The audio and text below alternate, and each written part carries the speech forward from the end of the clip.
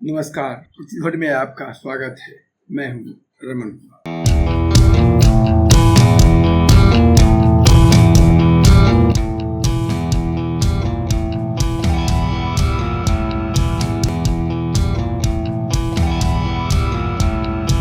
आज फिर कोई गंभीर बात नहीं करूँगा, किसी समस्या की चर्चा नहीं करूँगा, बस एक नया बात, उसकी बात सुनाऊंगा।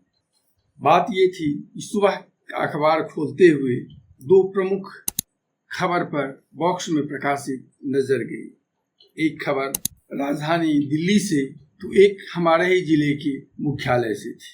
खबर मानव नहीं, कुत्तों से संबंधित थी। वैसे इस दुनिया में कुत्ता प्रेमियों की कमी नहीं। किसी ने अपने कुत्ते के नाम पर करोड़ों डॉलर की संपत्ति कर दी, तो किसी ने लाखों लाख का मकबरा अपने प्रिय कुत्ते के मरने के बाद बनवा दिया। आखिर कुत्ता तो कुत्ता होता है, तो उसके लिए कुछ न कुछ तो किया ही जाना चाहिए, और हो भी क्यों नहीं। अब कुछ छिद्रान्वेषी यह सवाल उठा सकते हैं कि कुत्ता नापाक जानवर है, तो ऐसे पशु हिंसकों को हमारे प्राचीन ग्रंथों को देखना चाहिए। हमारे पास इतने शास्त्र हैं कि हर समस्या का समाधान, हर समस्या के संबंधित बातें उसमें मिल जाती है। अब बात यहाँ कुत्तों से संबंधित थी, तो कैसे न मिले। ऐसे लोगों को रामायण के उस प्रसंग जब एक कुत्ता मर्यादा पुरुषोत्तम के दरबार में अपनी फरियाद लेकर पहुँचता है, इससे संबंधित बातें याद होगी। महाभारत को ऐसे लोगों को उलटना चाहिए और देखना चाहिए कि कैसे धर्मराज युधिष्ठिर अपने भाइयों के साथ स्वर्ग की यात्रा करते हुए बर्फ में गलते अपने अनुजों को देख कभी विचलित नहीं हुए, लेकिन स्वर्ग में बिना कुत्ते के प्रवेश के उन्होंने मना कर दिया। अब ऐसे में कुत्ता प्रेम हमारे मानव जीवन में कितना गहरा है, उसको समझा जा सकता है। तो खैर, बात कुत्तों से संबंधित खबर की हो रही थी। पहली खबर देश की राजधानी दिल्ली से थी कि कुत्ता प्रेमियों ने सर्वोच्च न्यायालय के मुख्य न्यायाधीश से राजधानी के कुत्तों के मामले में तत्काल सुनवाई का आग्रह किया।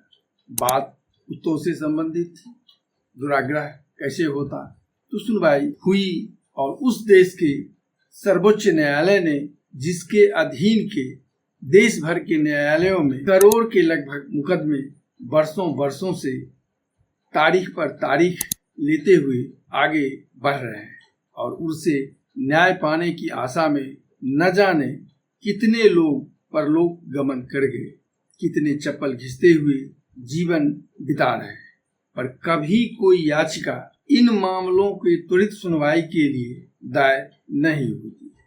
पर कुत्तों की संबंधित थी तो दायर भी हुई, और दायर ही नहीं, त्वरित सुनवाई भी हुई, और आशातीत फैसला न आने पर पुनर्सुनवाई की प्रार्थना भी की गई। अभिभूत हो गया मैं अपने देश के अलौकिक कुत्ता प्रेमियों और उनके इस अनन्य प्रेम से। धन्य धन्य हम और धन्य हमारा कुत्ता प्रेम। चाहे मानव कुत्तों की मौत मरे, पर कुत्तों को कम से कम उनके अधिकार की रक्षा होनी ही चाहिए। दूसरी खबर हमारे ही दरभंगा जिले से संबंधित है। किसी एक नराधम ने रेल के एक डिब्बे में एक कुत्ता जी को जंजीर में बांधकर छोड़ दिया। यात्री डर से उस डब्बा में चढ़ने से डरते रहे, तो दो पुलिस के जवान उन्हें मुक्त करने गए। वे पुलिस के जवान जिन्हें देखकर बड़ों की घिघी बन जाती है, जो चलती हुई ट्रेन से पैसेंजरों को नीचे फेंकने के लिए कुख्यात रहे हैं, ऐसे जवान गए, पर कुत्ता तो कुत्ता था, तो उन्होंने दोनों जवानों को घायल कर दिया, और कुत्ता जी को उनकी स्थिति में वैसे ही छोड़ दिया गया। उस डब्बे को सील कर दिया गया, लोग उसमें न चढ़ पाए। गाड़ी को रवाना किया गया। गाड़ी लोकल थी, उसे 50-60 किलोमीटर ही जाना था, तो गाड़ी वहाँ गई। वहाँ से उस पुनः घूमकर जब वह फिर दरभंगा मुख्य स्टेशन पर आई, तो कुत्ता जी तो गाड़ी को रोककर कुत्ता जी को सस्नेह उतारा गया।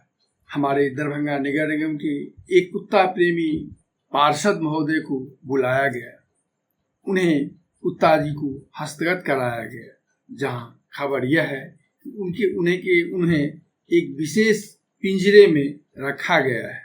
इसकी सूचना नगर निगम के बड़े अधिकारियों तक को दी गई और उन्हें ससम्मान उस पिंजरे में रखा गया है। गौरवान्वित हुआ मैं कि और मामले में न सही हमारा दरभंगा भले ही पिछड़ा हो, छोटा हो, पर इस मामले में दिल्ली से मात्र 2 का नाम साम्य ही नहीं, हम काम साम्य के मामले में दिल्ली की बराबरी तो कर रहे हैं, भले ही कुत्ता प्रेम के मामले में ही क्यों न हो। तो आज कुत्ता प्रेम की यह बात और कुत्ता अधिकारों की बात, तो धन्य बोलिए कुत्ता प्रेमियों की, धन्य बोलिए कुत्ता जी की और धन्य बोलिए कुत्तावाद की। आज बस इतना ही। चैनल अच्छा लगे तो इसे सब्सक्राइब, लाइक और अपनी प्रतिक्रिया देने का कष्ट करेंगे। धन्यवाद।